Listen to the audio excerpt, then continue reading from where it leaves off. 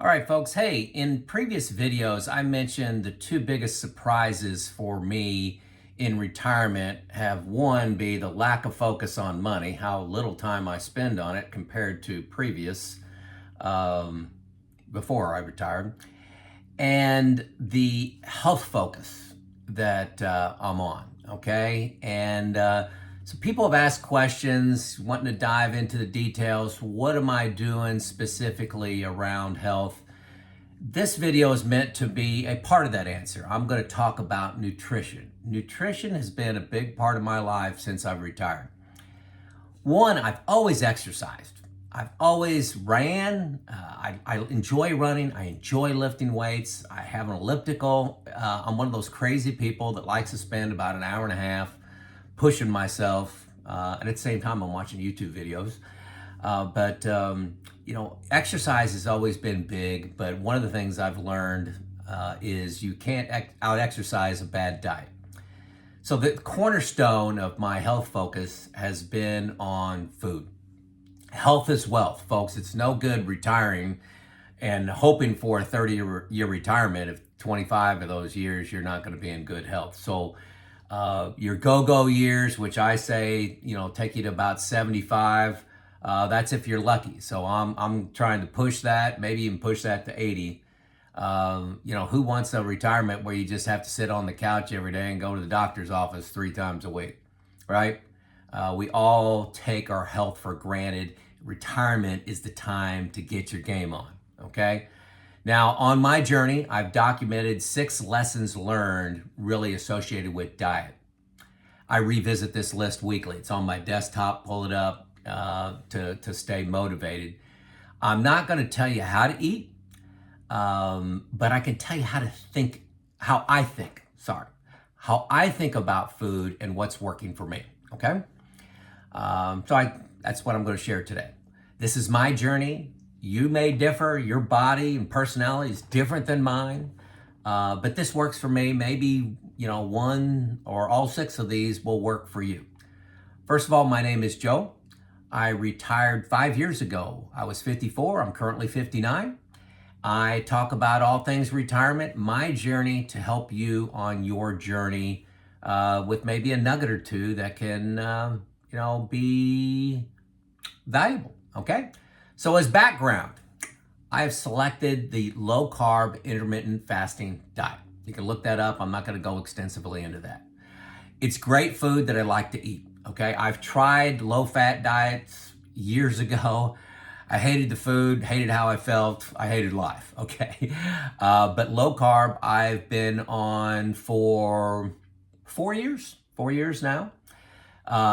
I eat healthy 1-ingredient food, okay? So like beans, like chicken, eggs, okay? The more I learn about sugar and the standard American diet, the more concerned I get. So folks, if you haven't studied the impact of sugar on your body, you need to, okay? I'm not an expert on that. I'm going to have several links below to people that I listen to. Dr. Becky Gillaspy. This is all on YouTube. Dr. Mindy Pelz. Dr. Jason Fung. Dr. Ekberg. Dr. Mike Hyman. Dr. Sten Ekberg. Educate yourself, folks. Educate yourself. Sugar feeds cancer, okay? So sugar is bad on many fronts. Insulin resistance, just fat storage. Oh, your body does not like sugar, okay?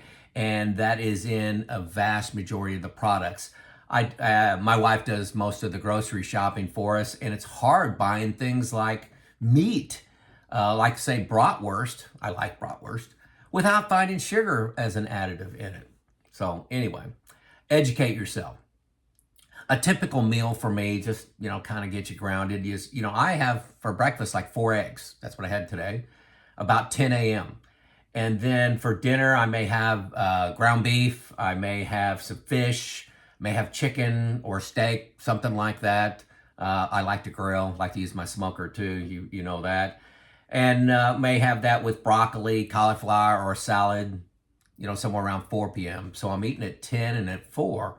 At least 50% of my plate at dinner is vegetables. So, and I don't eat anything after, like say 4:30, 5 o'clock. I have nothing until 10 o'clock the next morning. You may think that sounds hard, but hang on. Just hang on. I am right at 200 pounds. I'm down 35 pounds since I've retired. I'd like to get 10 more. And so the last couple weeks, I've been doubling down my efforts to try to get 10 more. And it's hard, but I feel great. I feel great with what I'm doing. I'm actually in better shape than I was 20 years ago right now. I'm just in better physical shape. My learnings, and this is how to think about food, not necessarily telling you what to eat. Number one, and this is a big one for me. This could be the biggest. I am not on a diet. Low carb and intermittent fasting are my identity. Okay? I'm okay with people looking at me and say, oh, Joe's the low carb guy. Joe doesn't eat after dinner. Joe doesn't eat breakfast. Joe won't eat a donut. I'm okay with that. One of my retirement groups I met with this morning, they eat donuts every Friday.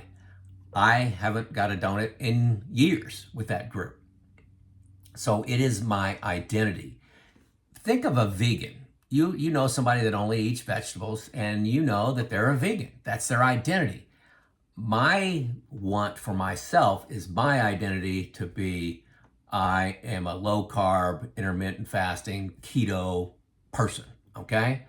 I'm that guy that does not eat carbs. Joe won't eat cake, okay? It's my identity, and be okay with that. Embrace it, okay? Number two, I can never win the weight loss game. I can only win today. So every day is a new day to win that battle, okay? I'll worry about tomorrow.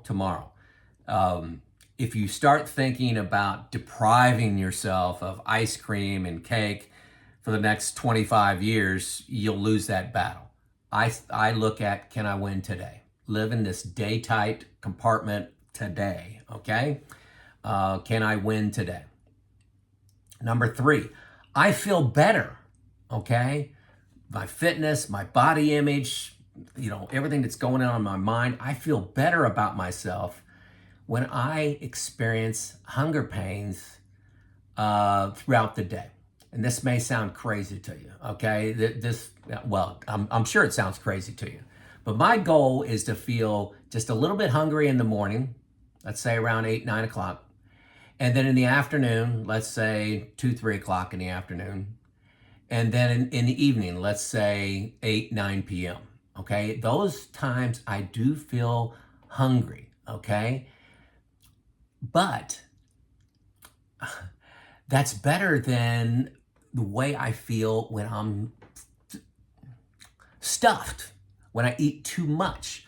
Now, don't tune me out here, guys. Hang with me on this one. Hunger pains are a normal part of the human experience. Something is not wrong. Hunger is like the gas gauge in your car.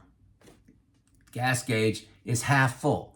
This is for me, okay? When I got my gas gauge from full, I just got done eating, I'm stuffed, and then I get down to half full, I start feeling hungry again. I got room in my stomach, okay? And I wanted to top that off. Not only top that off, but the more I ate, I would go past full. So for me, I just feel great about myself when my gas tank is half full. And I'm not like worried where my next meal is coming from. That's why we evolved to have hunger pains. But I mentally think about hunger, and just a touch of hunger, that's normal. That's normal. My tank's half full. I've got a meal coming in 2 hours. And another thing about hunger for me, I think this is most people, is it doesn't progressively get worse. I get hungry, those pains come, and then they go away. Hunger is much more dramatic. If you cannot relate to what I'm saying at all, it's because you're eating all high carbs and you have the carb crash, okay? If you're eating high carbs, you get this, inrush of sugar, and then you get this collapse like an hour later, and you start to get the shakes, right? I got to eat something. I got to eat something. I'm getting hangry. I never get angry. I get a slight, pain, hunger pain. I guess that's the only way of describing it in my stomach. And it goes away. It goes away, especially when I'm busy, okay? Especially when I'm busy. The more I eat, the more I eat, okay? So I just feel better. I feel better when I have a score of 3. And I keep track every day how many times I feel hungry, morning, afternoon, night. My goal is to get a 3. And I go to bed just a little bit hungry all the time. I'm not talking starving and hangry. Those terms are associated with people that eat a high carb diet. That doesn't happen on a low carb intermittent fasting diet. Doesn't happen. Hasn't happened to me. Number 4 way to think about food. 2 meals a day, about 10 and 4 p.m., like I talked about earlier, and 0 snacks between 4 p.m., right after my dinner, and then all the way till the next morning, I have 0 snacks, okay? I found that to be the best balance of fitness and weight loss for me. I can actually do 1 meal a day pretty easily. I could just eat about 2 o'clock in the afternoon very easily, okay? The problem with it for me is I'm at risk of binge eating the next day. It's like I eat way too much and then I'm stuffed. And then I don't get my perfect 3 out of 3 for hunger pains, right? So 1 meal a day, again, is easy when you eat the right foods, not when you're eating carbs, but easy on keto. But I have a tendency towards binge eating afterwards. 2 meals works great. Snacking most often occurs as a temptation to change my state of mind. Food is a state changer, okay? I've heard, this is Dr. Mindy taught me this. If you're bored, if you're stressed, if you're nervous, it's the end of the night, you're watching a television show, you're just kind of vegging out, getting ready, going to sleep. Hey, grab the Cheetos, right? Grab the caramel corn, grab the popcorn, the potato chips, the soft drink. Keeping busy physically is a great countermeasure. Do something, get up and move around, walk around, take a walk. When I'm busy, I am not hungry. When I'm busy, I think about when I'm not busy and a need to feel a little better. Who doesn't feel better when they're eating ice cream, right? For 5 minutes. But those snacks, that 10-minute snack can take me up to 5 days to recover from as a weight loss.